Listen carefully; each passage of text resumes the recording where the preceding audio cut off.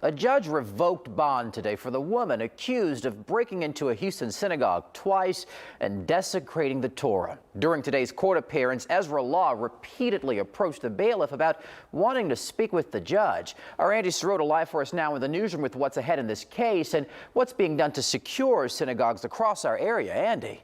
Brandon, the 33-year-old attempted to represent herself but was appointed an attorney. The court ordered a competency evaluation, which will shed light on her mental state and will determine if Law is mentally competent to move forward with the charge against her.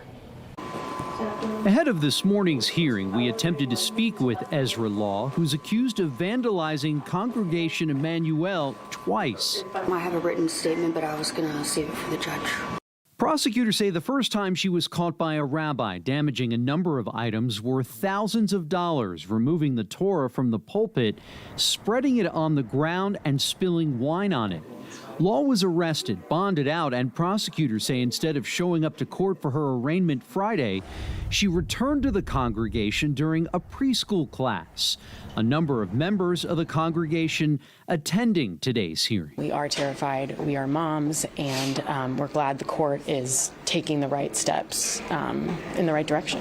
The Jewish Federation of Greater Houston's community security director is advising the synagogue's leaders and other local Jewish organizations as they decide what steps should be taken to lessen the threat of an attack.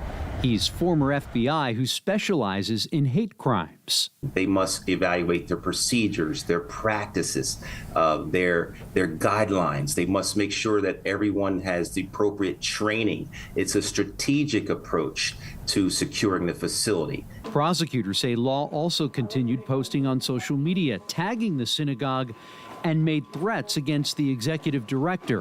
Whether you belong to a church or a mosque or a synagogue, if someone enters your place of worship and targets a specific community or takes action against that community, that the district attorney's office takes that very seriously.